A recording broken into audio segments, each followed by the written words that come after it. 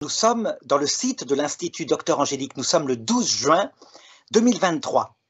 Et je me trouve ici en présence avec une spécialiste qui va se présenter tout de suite, mais de saint Thomas, apôtre, dont l'histoire raconte qu'il est allé évangéliser jusqu'en Inde. Alors, je crois d'abord que vous voulez vous présenter et raconter pourquoi vous avez écrit ce livre-là.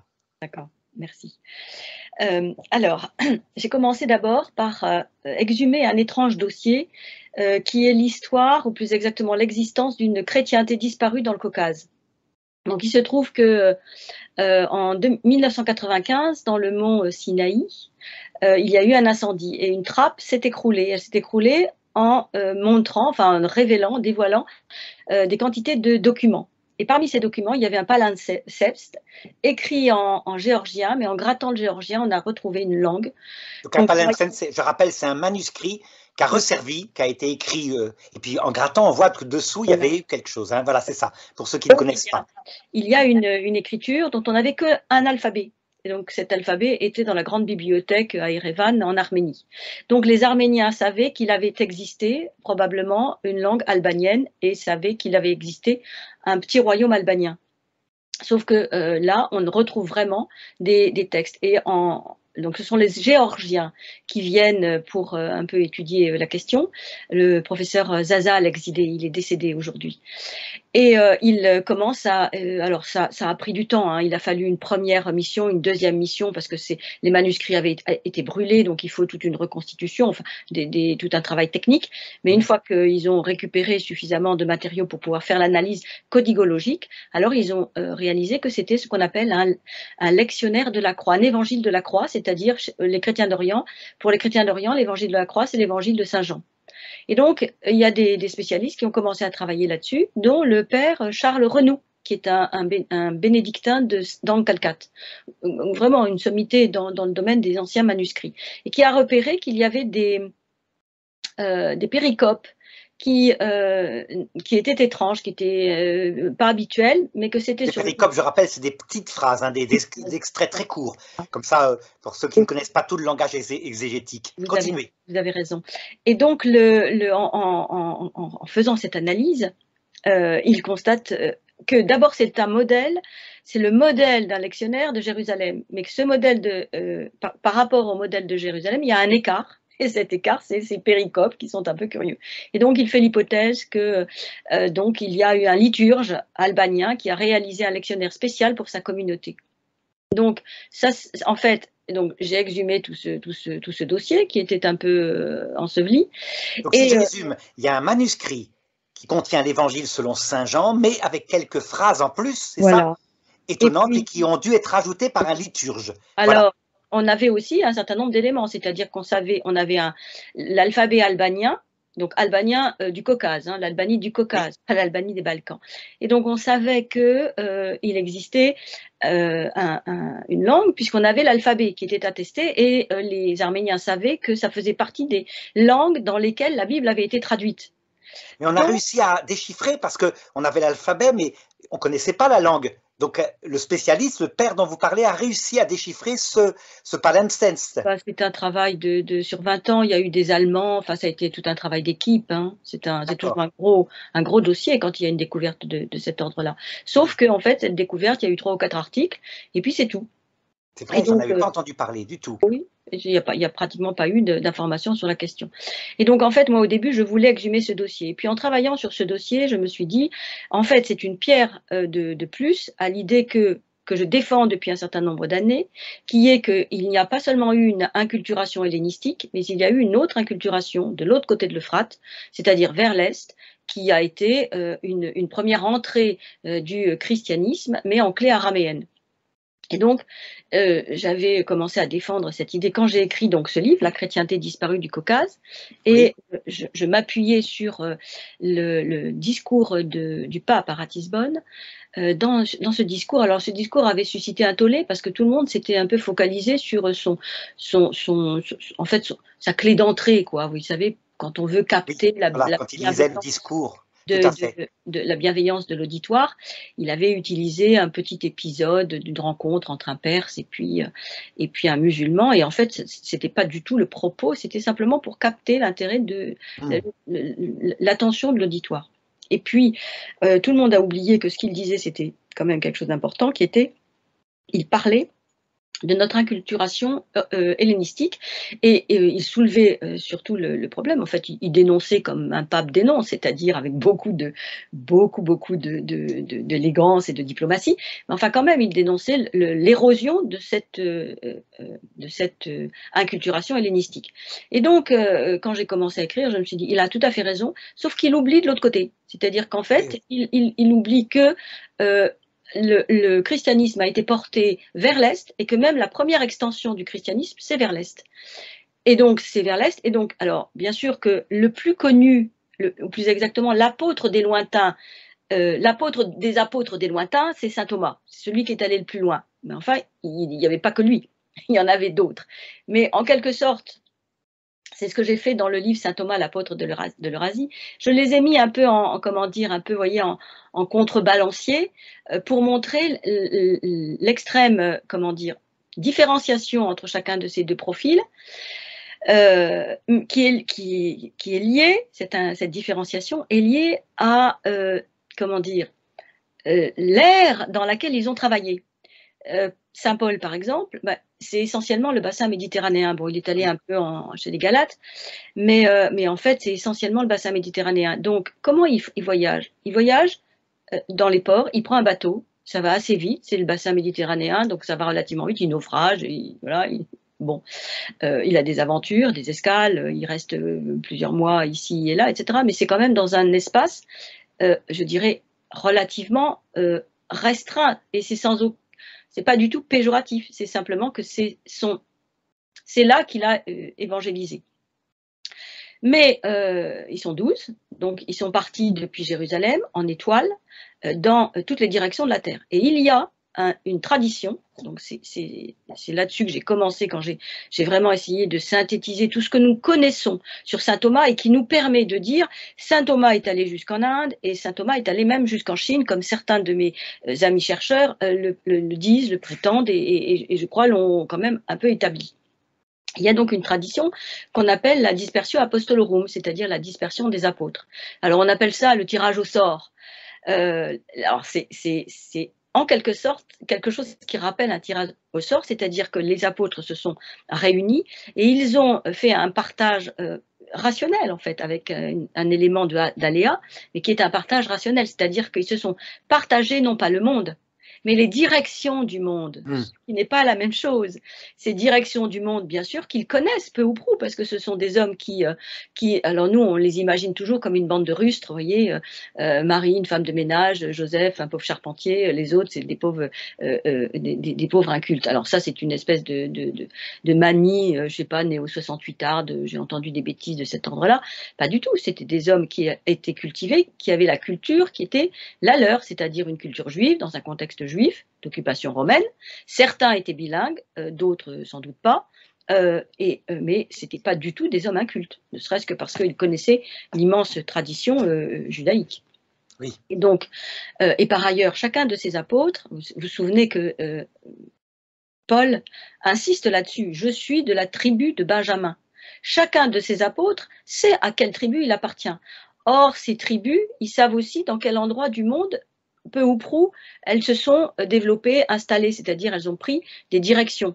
Il y a une immense diaspora juive. Et cette évangélisation première a été possible grâce à cette diaspora juive. Sur le Saint Thomas, je me suis appliquée à mettre cette carte, qui est une carte qui a été établie par Monseigneur, je ne sais pas s'il était Monseigneur, en tout cas Joseph Alichoran, qui était un chrétien d'Orient, et Pierre Perrier. Et c'est la carte qui est dans le missel chaldéen. Et donc c'est une carte avec, du 5e siècle, avec tous les diocèses. Et donc ces diocèses, évidemment, se sont appuyés sur des communautés antérieures qui sont des communautés juives. et ils sont attestés, depuis très longtemps. C'est-à-dire qu'il y a eu la première diaspora avec Nabuchodonosor, essentiellement en Mésopotamie. Mais ensuite, les Juifs sont des commerçants. Donc, en fait, ils avancent progressivement le long de cette grande sphère eurasiatique et le long de ce qu'on appelle nous les routes de la soie, qu'il vaut mieux appeler les grandes routes commerciales, avec une immense artère c'est pourquoi on dit la route de la soie, parce qu'il y a une très très grande artère qui passe par l'Asie centrale, mais en fait ce sont des routes. Et donc, ça signifie quoi? Ça signifie que d'un côté, on a le bassin méditerranéen avec un certain type de moyens de locomotion, comme on dirait aujourd'hui, et de l'autre côté, on a d'autres types de moyens de locomotion avec un autre paradigme géographique, qui est la grande extension eurasiatique avec ces grandes routes de la soie qui organisent cet immense espace. Et alors, il y a des routes terrestres, il y a des routes maritimes, puis alors il y a la grande route de la steppe qui permet en fait d'aller très rapidement jusqu'en Chine, en particulier l'hiver quand c'est gelé. Et donc, comment circulent ces hommes? Par les caravanes, tout simplement. Ils suivent des caravanes.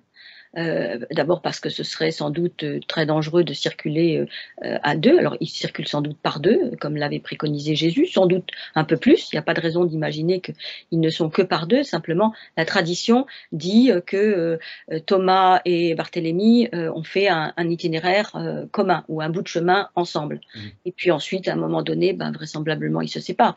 Mais il me semble, je pense qu'on peut supposer qu'ils ont été accompagnés. C'est-à-dire qu'il y a comment dire? Pourquoi est-ce qu'on dit ça? Pourquoi est-ce qu'on ose dire qu'il y a eu une évangélisation de saint Thomas jusqu'en Inde? Alors, il n'y a pas très longtemps, j'ai donné un cycle de conférences au Centre Cormier, je les remercie beaucoup. Ils m'invitent régulièrement et ils m'ont donné l'occasion d'exposer un peu tout ça, avec du temps et un public bienveillant. Ah oui. Donc, j'ai commencé en disant aux gens, à l'auditoire, sur quoi on peut se fonder? La première chose, si nous sommes des chrétiens, c'est tout simplement un acte de foi. Il y en a un, qui est quand même le Verbe incarné, qui a dit « Allez jusqu'aux extrémités de la terre, baptisez en mon nom, évangélisez, enseignez ». C'était une parole prophétique. Donc, ou bien on l'admet comme telle, et cette parole, elle n'a pu que s'accomplir, ou bien il racontait des salades, c'était une parole en l'air, etc. Or, c'était pas à n'importe quel moment, et c'était en quelque sorte ce qui correspond pour nous chaque dimanche à la messe à l'envoi en mission. Oui. C'est l'envoi en mission. C'est le paradigme même de tout envoi en mission. Il leur dit, allez, et jusqu'au bout du monde. Voilà. Sans compter que les légendes, comme vous dites, qui sont tenaces, des légendes très anciennes, racontent la présence de tel apôtre en Espagne, tel autre, etc. Donc on ne peut pas dire que c'est entièrement imaginé, il y a souvent une trace historique là-dedans, hein. Mais il faudrait certainement des traces archéologiques. Il y a des traces historiques et des traces archéologiques qui sont parfois contradictoires. Alors c'est vrai que pour saint Thomas, il y a des traditions différentes. On dit qu'il a été enseveli à tel endroit, puis l'Espagne, Notre-Dame del Pilar, par exemple, on dit que la Vierge lui serait apparue alors qu'il avait une évangélisation qui ne marchait pas en Espagne, mais qui serait revenu ensuite. Alors le problème, c'est évidemment, si on veut établir ça un peu sérieusement, il faut faire la part de ce qui est historiographique, de l'historiographie un peu mêlée de légendes. Oui.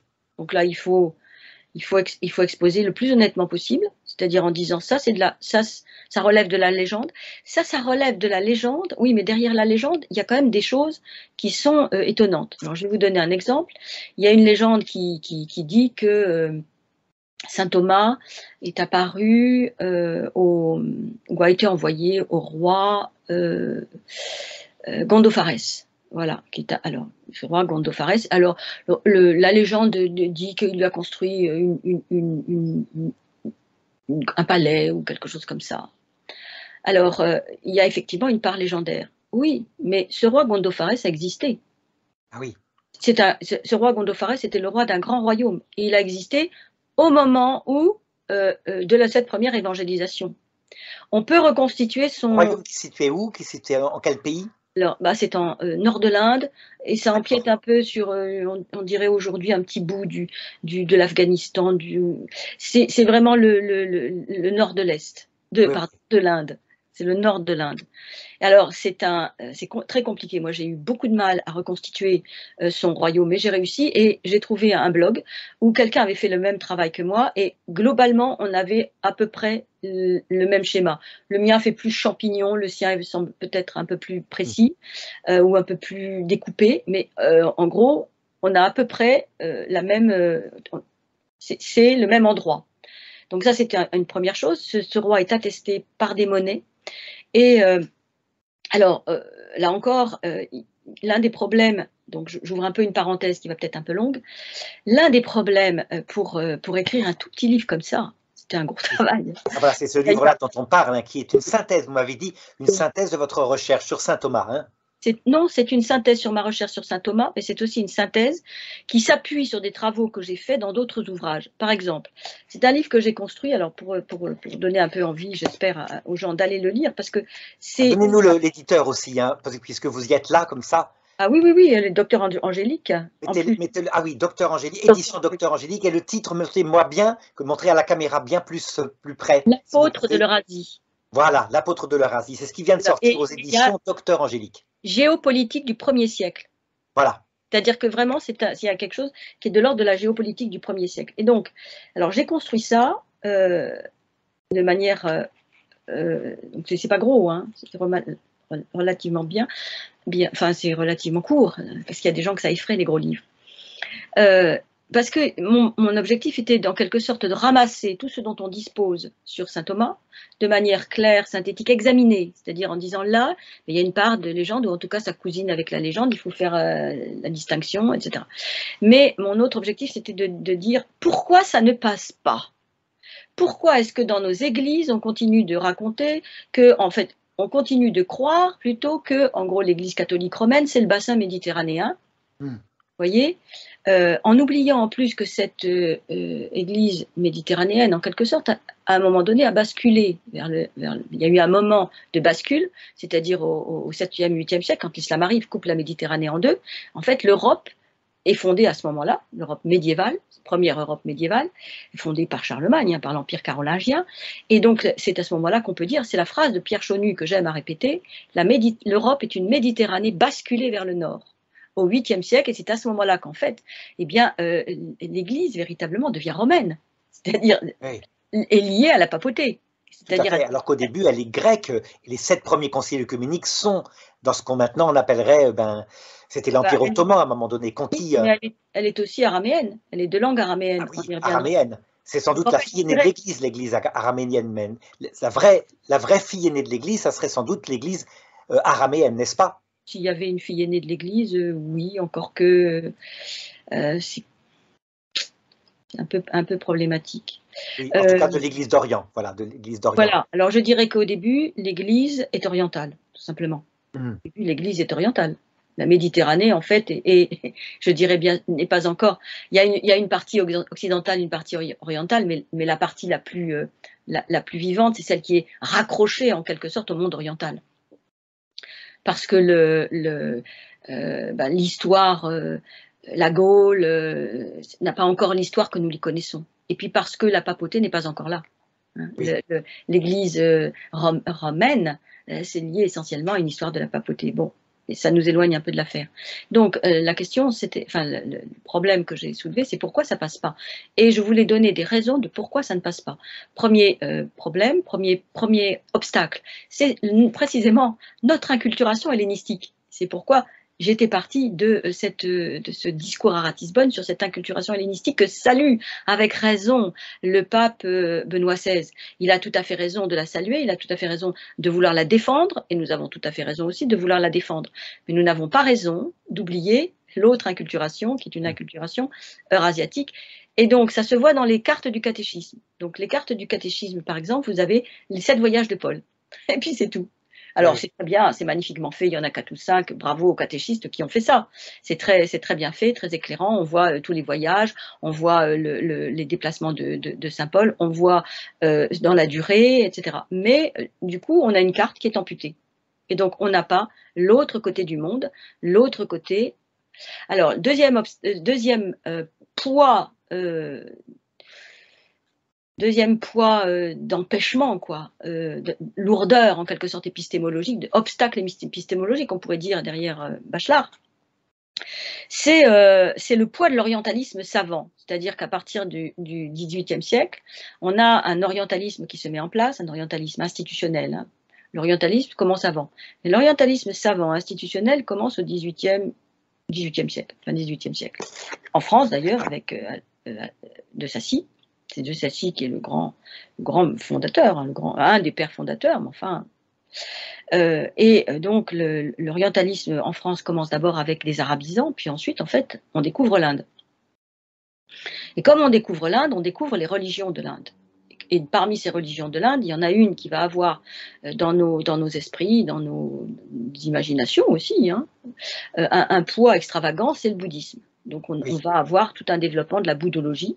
Et donc tout ça fait que au XXe siècle, par exemple, eh bien, quand la chaire d'araméen, quand le titulaire de la chaire d'araméen disparaît, ben, il y a une rencontre avec tous les orientalistes, quoi, le clan des orientalistes, c'est-à-dire Sylvain Lévy, Fouché et puis Filiosa. Donc ça, je le raconte dans un autre livre, c'est-à-dire dans le livre sur le bouddhisme. Et donc, ils se mettent d'accord, et puis, en fait, ils s'emparent de la chaire d'araméen pour en faire une chaire d'indianisme. Et donc, en fait, exit toute la recherche sur les études orientales, et en particulier sur l'araméen, qui a déjà été un peu effacé. Hein. Tout à fait. Et j'explique pourquoi dans ce petit... Pour réduire l'Inde au bouddhisme, finalement, alors qu'il y a en plus l'hindouisme, ça c'est sûr, mais... Oui, et tout à fait. Simplement, il se trouve que, pour des raisons, je dirais, d'impact sur les raisons imaginatives, c'est surtout le bouddhisme, mais pas que. Hein, mais, par exemple, au XXe siècle, on a en France une école d'anthropologie de l'hindouisme. Pas du bouddhisme, de l'hindouisme.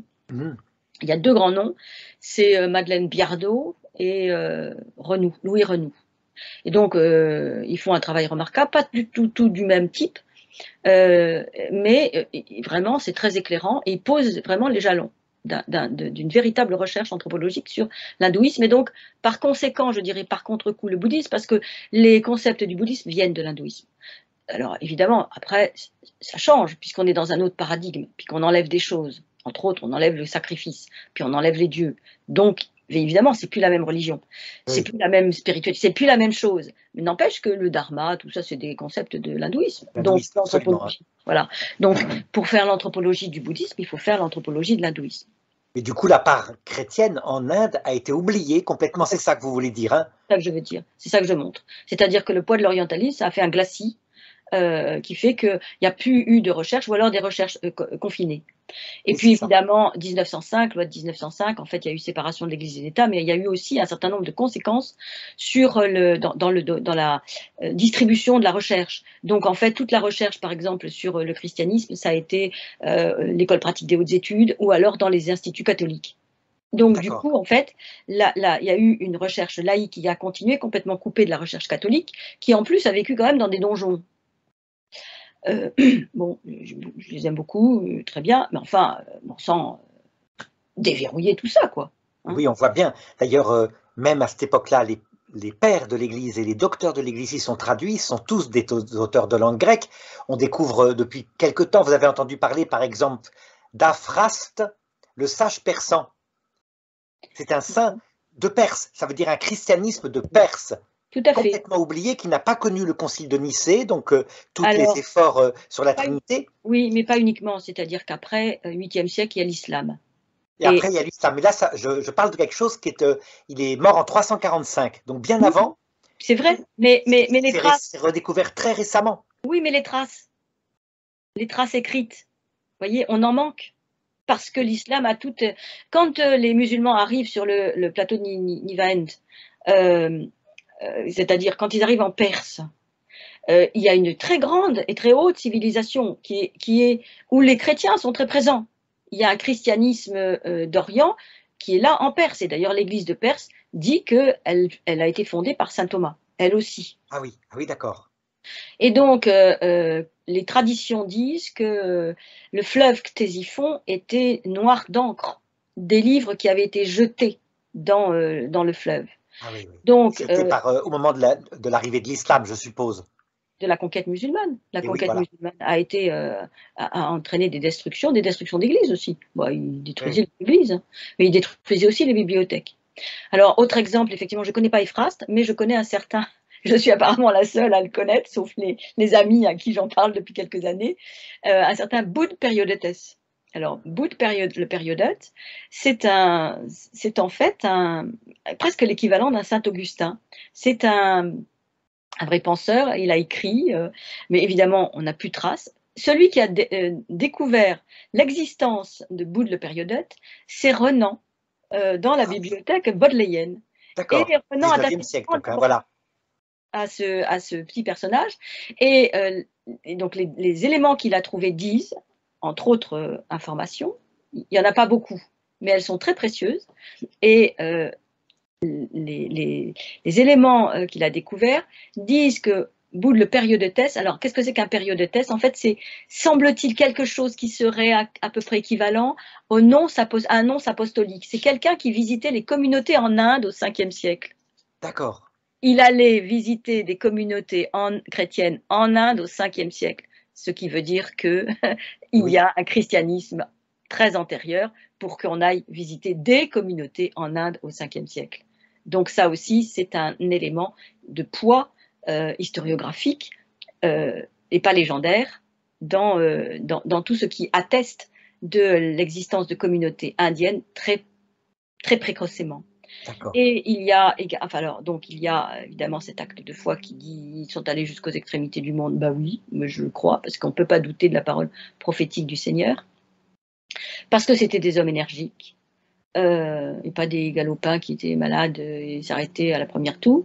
C'était des hommes d'une grande énergie, d'une grande force, qui par ailleurs avaient ces jalons tout le long de leurs itinéraires. Donc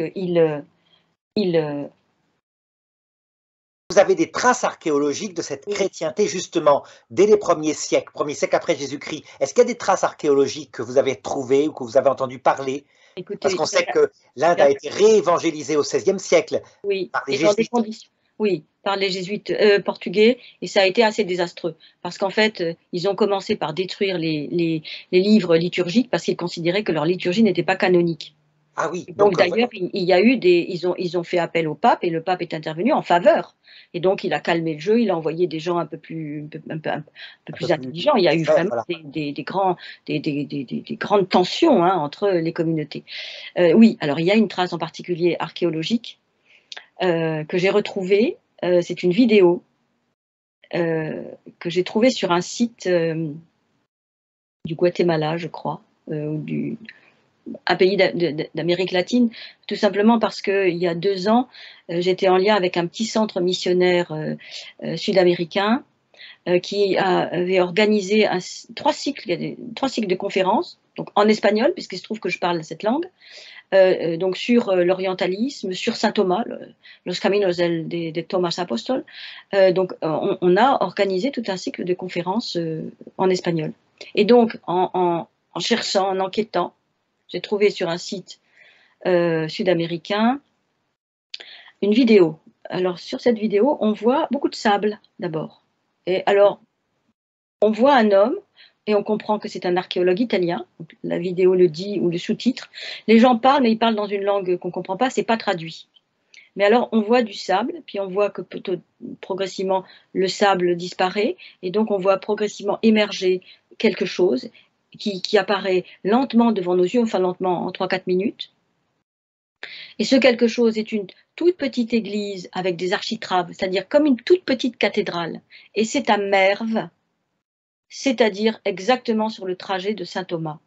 Et on a retrouvé également des pendentifs avec chrétiens, c'est-à-dire croix et puis colombe. Et donc la vidéo dit que c'est une église chrétienne qui a été exhumée des sables. Et donc à Merve, ça veut dire qu'à Merve, il y a eu une église, et cette église datait du IIIe siècle. Ah oui, oui, donc c'est très précoce. IIIe siècle. Absolument. Je n'ai jamais réussi à retrouver cette vidéo.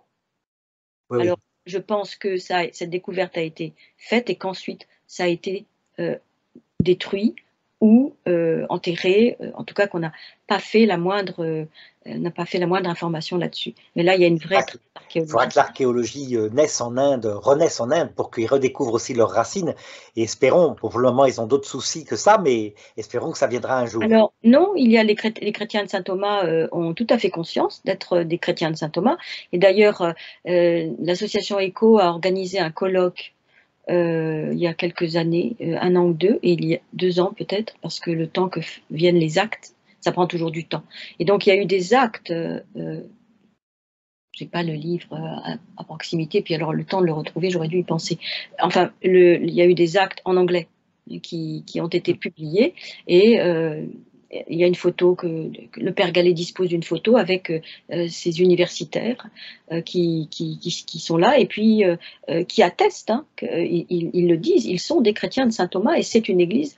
Les chrétiens de saint Thomas sont des églises fondées par saint Thomas.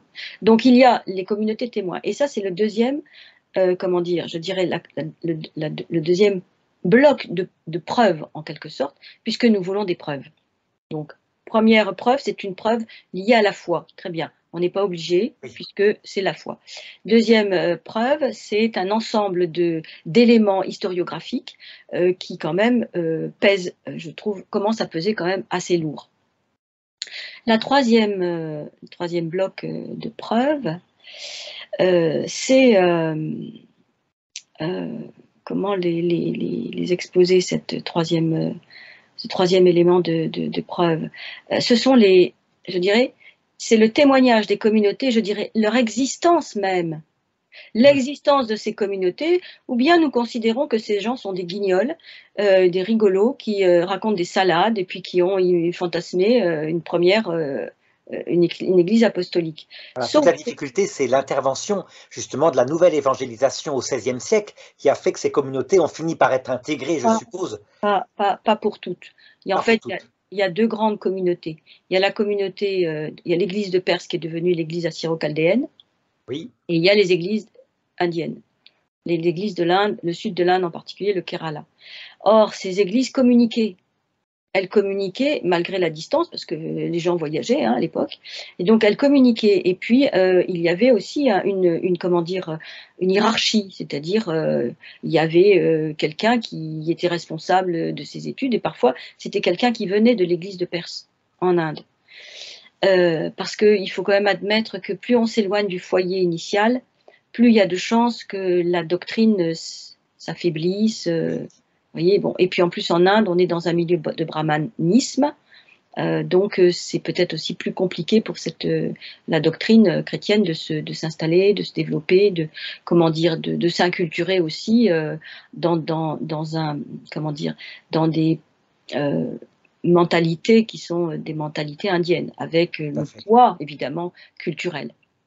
Il faut reconnaître que c'est là où il y avait la philosophie grecque vivante, que le christianisme s'est le mieux inculturé, avec les 7 premiers conciles œcuméniques, donc issus de la philosophie grecque. Hein. On voit bien que pour la Trinité, pour l'humanité, pour la Christologie, il a fallu ces concepts métaphysiques d'Aristote.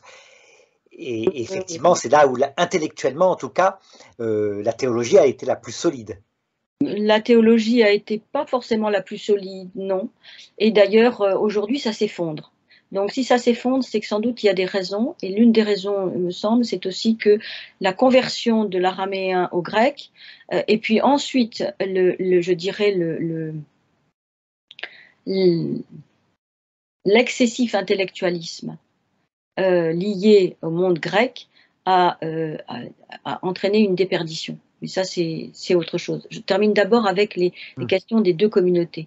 Donc, la communauté assyro-chaldéenne et ces communautés indiennes. Donc, il y avait qui étaient reliées, hein, et sans doute elles étaient aussi reliées par des communautés qui existaient de l'Inde à de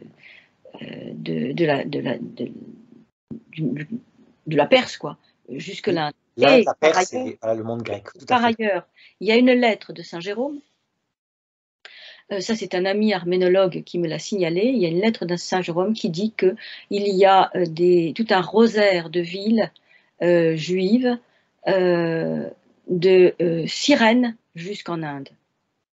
Voilà. C'est attesté par saint Jérôme au 1er siècle, 2e siècle. 4e siècle. 4e siècle, pardon, oui. Saint Jérôme, oui. Voilà, Tout 4e à fait. siècle. Mais en tout cas, c'est très précoce, voilà. Très précoce, cas, sachant que l'Empire romain devient chrétien, on peut dire en gros vers 380, officiellement, hein, même si avec Constantin, c'est un peu plus tôt. Et on voit qu'avant, la chrétienté était persécutée dans l'Empire romain. Donc, d'autres chrétientés se sont développées en Perse, en Inde. Tout à fait. Mais là, ils ont été effroyablement persécutés aussi en Perse. Et oui. Il y a eu d'une cruauté, les martyrologes, iraniens de l'Église perse. Oh, j'ai pas pu, hein. J'ai renoncé, c'était épouvantable. Bon, alors donc, simplement, à partir du moment où l'islam vient, ces communautés sont coupées. Alors, d'une part, évidemment, ils empêchent tout développement, mais en plus, ils les coupent l'une de l'autre. Donc, en fait, ça provoque quoi? Ça provoque, eh bien, tout simplement un repli, et puis ces communautés deviennent en fait des conservatoires. Le christianisme d'Orient, c'est-à-dire, pourquoi on l'appelle le christianisme d'Orient? C'est pas Orient versus Occident, c'est les chrétiens de l'Orient de Rome, c'est-à-dire c'est les chrétiens de l'autre côté de l'Euphrate, puisque oui, la frontière se stabilise à peu près sur la rive gauche de l'Euphrate. Donc c'est de l'autre côté de l'Euphrate. Or, toute cette grande zone, qui a été d'abord une zone parthe, est anciennement le grand royaume, 3 siècles, 3 plus 3, 4 siècles avant, donc 3e siècle avant Jésus-Christ, c'est le royaume des Achéménides. Donc il y a 3 générations, les Darius, Artaxerxès, et puis, non, Cyrus, et puis le petit-fils est Darius. Et donc c'est une fédération, hein, c'est un empire constitué de royaumes qui gardent leur tradition, leur culture, leur autonomie, et il y a un roi dans chacun de ces peuples. C'est ce grand royaume, ce grand empire que reprend Alexandre le Grand. Hein. C'est oui, exactement une marge peut-être de 15 km à l'est, mais c'est l'empire de Darius qu'Alexandre reprend. Et donc, pourquoi ils sont importants ces Achéménides? Parce qu'ils font un choix qui va être décisif pour la suite. Ils choisissent l'araméen comme langue d'empire, langue de chancellerie, donc comme langue en quelque sorte officielle. L'araméen est déjà là, c'est une langue commerciale, c'est la langue des échanges. C'est en gros l'anglais d'aujourd'hui, sauf que sans doute ils le parlaient beaucoup mieux qu'on ne parle l'anglais aujourd'hui dans les transactions commerciales. Mais en faisant une langue de chancellerie, c'est-à-dire une langue écrite avec les cachets, les poinçons, etc. Évidemment, on donne à cette langue un statut éminent. Et donc, ça va installer, en quelque sorte, ça va permettre à cet araméen d'avoir une stature comparable au grec, hein, tout simplement, très largement comparable au grec, en matière de, comment dire, de langue, alors, sinon de langue de culture, en tout cas de langue institutionnelle, de langue politique, de langue qui a un statut officiel. Outre que c'est la langue de communication. Et c'est une langue qui allait certainement très très loin. Et c'est grâce à cette langue aussi que, et le syriaque, qui est une évolution de la langue. Pour faire bref, c'est comme ça aussi qu'on a d'autres éléments qui confortent dans cette idée d'une première évangélisation. Là, pas seulement Thomas, hein, une première évangélisation d'une manière générale. C'est que au IIIe siècle, au XXIe siècle, on a retrouvé des lettres datant du IIIe siècle, des lettres écrites dans une langue qu'on appelle le sogdien. Alors les sogdiens, ça a été découvert au XXe siècle, au long des cinq expéditions archéologiques en Asie centrale qui commencent avec Orelstein et qui finissent avec celle de Paul Pelliot. Et Paul Pelliot rapporte une quantité incroyable de documents. Et parmi ces documents, il y en a beaucoup qui sont écrits dans une langue qu'on ne connaît pas à ce moment-là, qui s'appelle le sogdien. Qui sont ces sogdiens? Les sogdiens, ce sont des marchands, essentiellement. C'est un royaume, enfin, ou un État, une satrapie, enfin un royaume, petit royaume, qui se trouve au nord de la Bactriane, c'est-à-dire en gros un peu au nord de l'Asie centrale, et dont le rayonnement a été, comment dire, a dépassé évidemment les frontières géographiques de ce petit royaume. Et donc, du 1er au 2e, 3e siècle, ce sont les Parthes qui ont la maîtrise du grand commerce sur les routes de la soie. Donc les Parthes, c'est ceux qui occupent toute cette partie du monde de l'autre côté de l'Euphrate. La Palestine, c'est sous contrôle romain, ouais, mais un peu plus loin, c'est les Parthes. Oui. C'est les Parthes. Et donc, ils ont la maîtrise jusqu'au 2e, 3e siècle. Puis en plus, après, ils sont balayés. Il y a les Kouchans qui arrivent. Il y a des troubles politiques. Et puis en plus, c'est très compliqué. Mais enfin, les frontières bougent. Et c'est la raison pour laquelle, très vite, le grand royaume du roi Gondopharès est balayé, parce qu'arrivent les Kouchans. Mais ce qu'on sait, c'est qu'au 3e siècle, qui reprend la maîtrise du grand commerce, ce sont les Sogdiens, parce que les Sogdiens, ils ont la maîtrise du petit commerce. Et donc, le grand commerce restant vacant, ils prennent les rênes du grand commerce.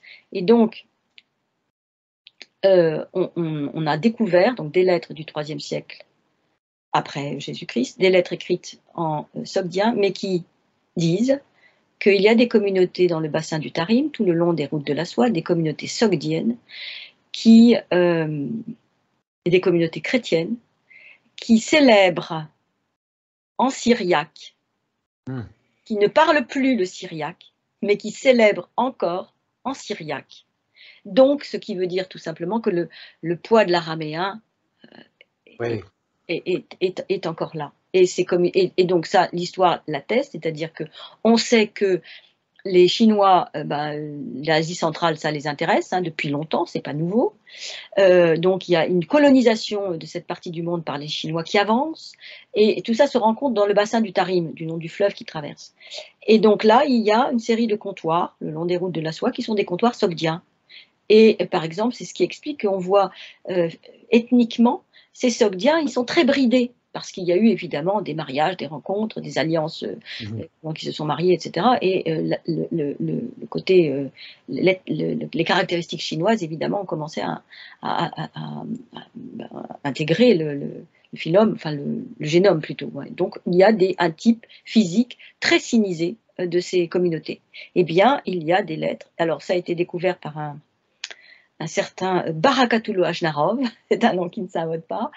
Alors, il doit avoir vieilli, parce que je l'ai découvert il y a 10 ans.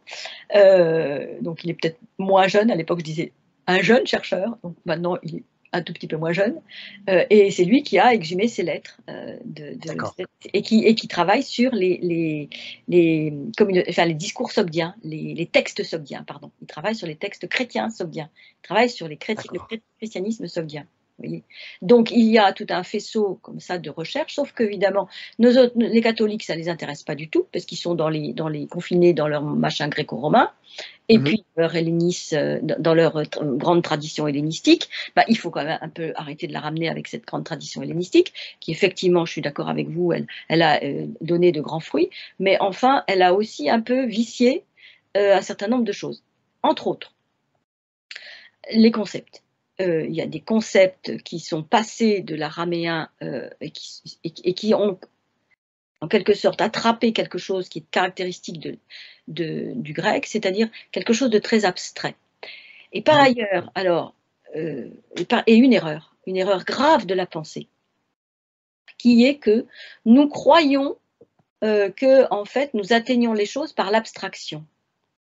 C'est-à-dire qu'en fait, cette idée de l'abstraction, après, il y a eu l'abstraction eidétique, aristotélicienne, etc. Bon, tout ça a donné tout un échafaudage de travaux des scolastiques, dont saint Thomas aussi.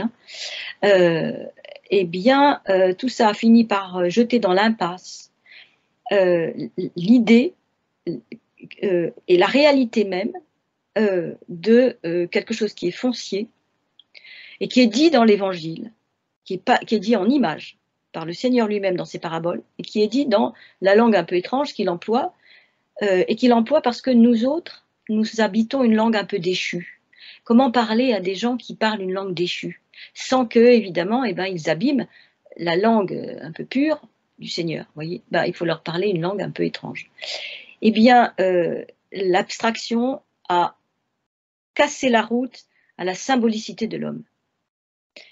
Eh bien, c'est dit dans l'Évangile, quand Jésus guérit l'aveugle, il en guérit plusieurs, mais enfin, il y en a un qui guérit. Le type, quand il voit, il dit « Je vois des hommes qui sont comme des arbres ». Bien, il se trouve que l'archétype qui figure la symbolicité humaine, c'est l'arbre. Bon. Oui, tout à fait. Mais en fait, regardez, c'est curieux parce que pendant 1000 ans, on peut dire qu'on doit à l'église d'Orient, mais je parle de l'église de Nicée, cette chose-là que vous dites, l'abstraction, la définition de la Trinité, du Christ, effectivement par des concepts philosophiques très précis, mais curieusement, les successeurs actuellement, qui sont les orthodoxes, ont retrouvé le symbolisme, sont très mystiques même, extrêmement mystiques. Ça veut dire que c'était un instrument, un passage obligé, il fallait préciser la pensée. Mais Alors ça, on avait ça au Moyen-Âge. Donc on avait l'idée d'un symbolisme avec 4 niveaux, dont le plus élevé était le niveau dont j'ai oublié le nom.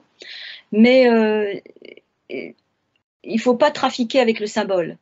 Et donc c'est quelque chose qui doit évidemment demander une grande prudence. C'est la raison pour laquelle il faut prendre très au sérieux les images utilisées par le Seigneur. Il faut les examiner. Donc il faut regarder le monde des choses. oui. Voilà. Et ça, eh bien, l'abstraction et l'intellectualisme grec nous a fait quand même un peu perdre de vue que le Christ s'exprime en images, en paraboles, la Bible aussi d'ailleurs, toutes les prophéties, c'est un déluge d'images. Et donc il faut aller regarder les images. Donc il faut aller regarder ces choses du monde qui figurent des réalités, on dira intelligibles, parce que c'est ce qu'il y a de plus compréhensible. Qui figurent des réalités intelligibles auxquelles Oui, par le mode du symbolisme, d'accord, nous n'avons tout à plus fait. accès. Auxquels nous n'avons plus accès, sauf par un travail patient, etc. Alors là, je renvoie tous ceux que ça intéresse aux travaux de M. Jean-François Froger. Il y a des travaux remarquables sur ces questions-là. Oui, et puis ne serait-ce qu'en retrouvant les pères de l'Église qui ont vraiment développé les sens symboliques de l'écriture. Mais en tout cas, en Inde, par contre, vous avez constaté, dans les églises en Inde que vous retrouvez, même si elles ont été, je vous ai dit, latinisées à un moment donné, est-ce que vous retrouvez des traces comme ça? Parce qu'elles existent, hein. Par exemple, la tradition syro-malenkar, syro-malabar, est-ce que ça a un rapport? Alors là, je ne les connais pas Oui, suffisamment. mais c'est vrai que c'est occidentalisé, hein. C'est-à-dire que c'est devenu des parties de l'Église latine, même si leur liturgie, maintenant, on a demandé à ce qu'elle soit respectée, hein.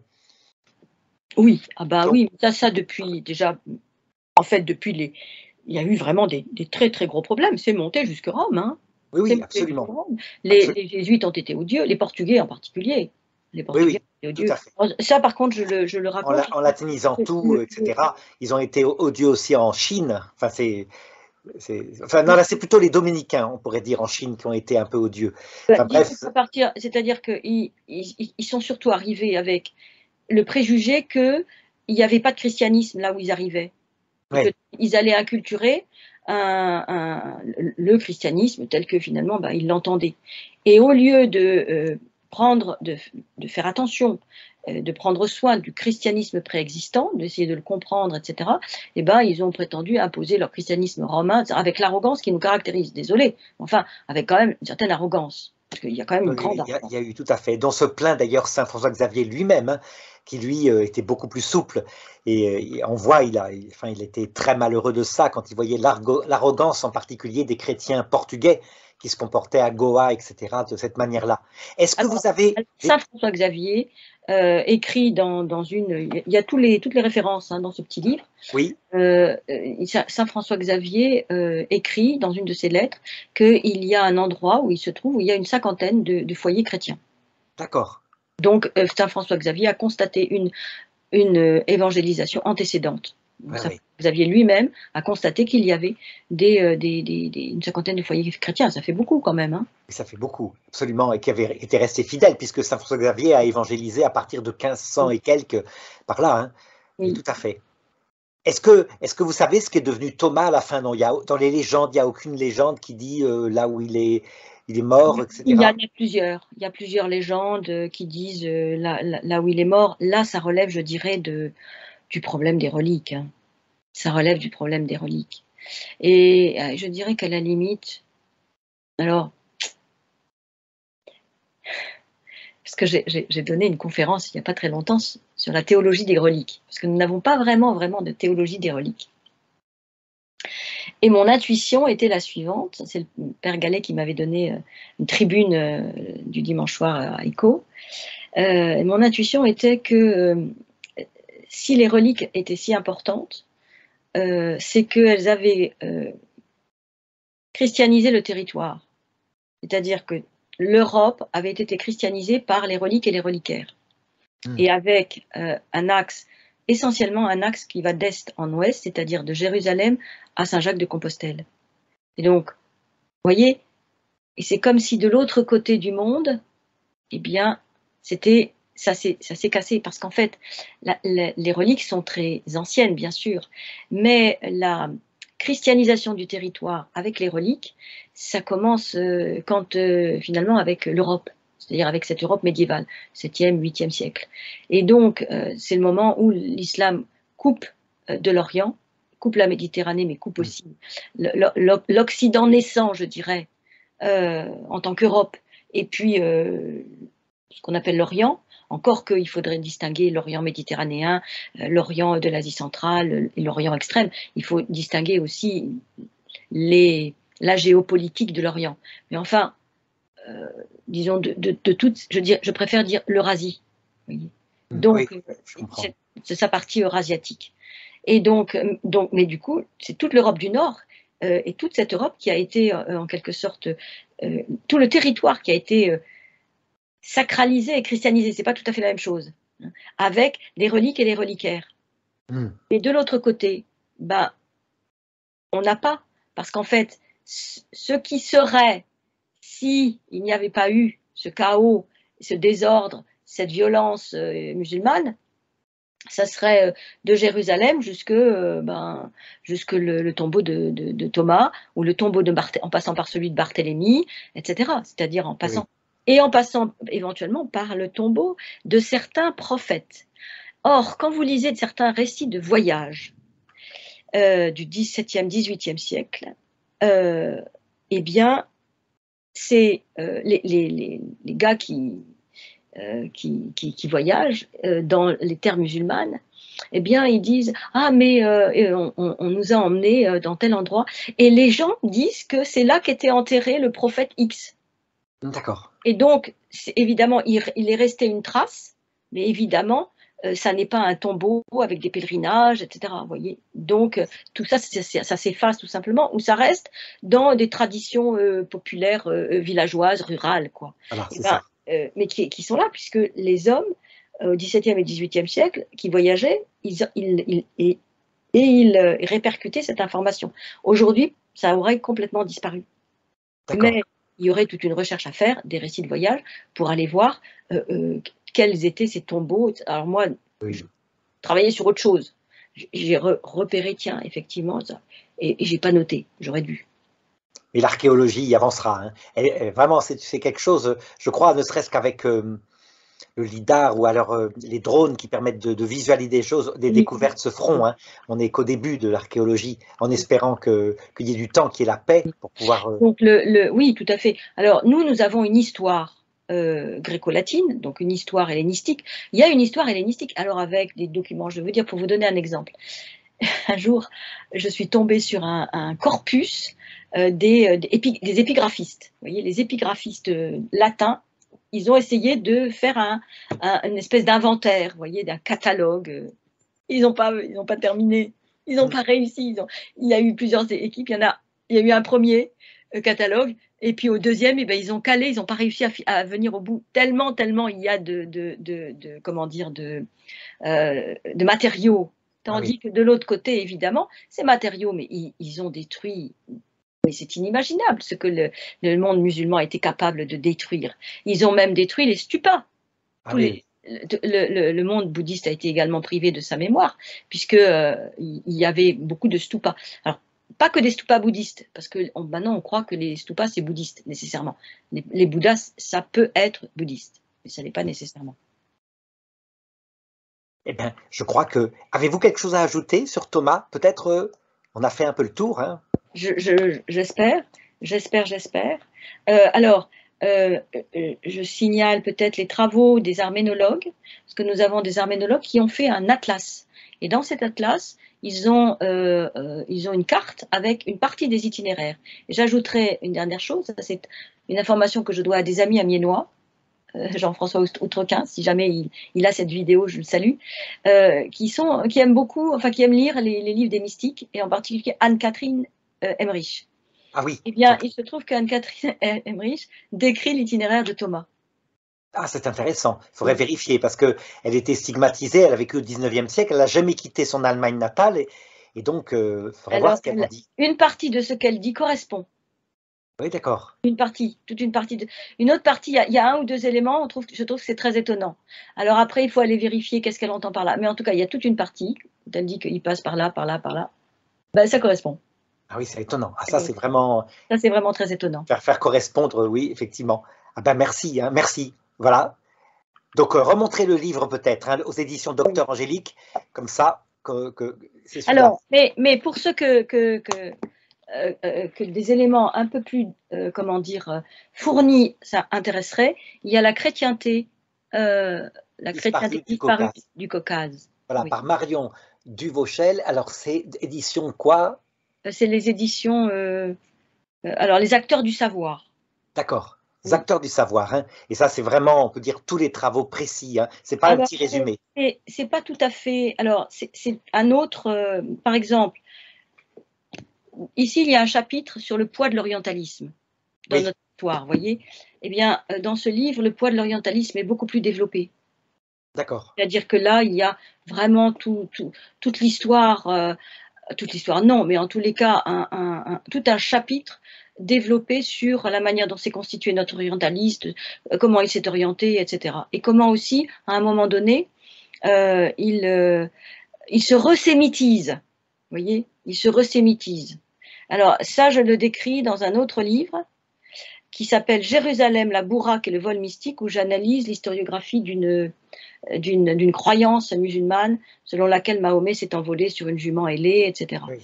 Et il y a tout un chapitre sur les doctrines hétérodoxes de l'islam qui sont importantes, et sur aussi un dernier chapitre sur les lieux saints, sur l'histoire des lieux saints. Et quand on regarde l'histoire des lieux saints, eh ben, on se rend compte qu'à un moment donné, ben, bien sûr, en 1948, quand il y a la création de l'État de Jérusalem, ben, il y a une recherche archéologique qui peut renaître. Oui.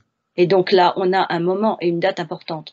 Et donc, en fait, une des raisons pour lesquelles aussi on a si peu d'informations, c'est que dans nos églises catholiques, personne ne s'intéresse aux recherches récentes archéologiques. Alors, oui. Archéologiques, épigraphiques, et puis tout simplement, ben, des recherches écrites, quoi, enfin des travaux comme les miens, par exemple, vous voyez. Tout à fait. Avec des découvertes pourtant fabuleuses, même en Israël. Ah ben, je vous remercie beaucoup, hein, Madame Duchauvel et Duvauchel. Et donc j'espère que voilà, il faudra trouver une date, comme je vous ai dit. Et donc voilà, je pense que vous n'avez rien à ajouter. Et donc, si, je vous remercie. Je remercie aussi les auditeurs. Oui. Merci. Voilà.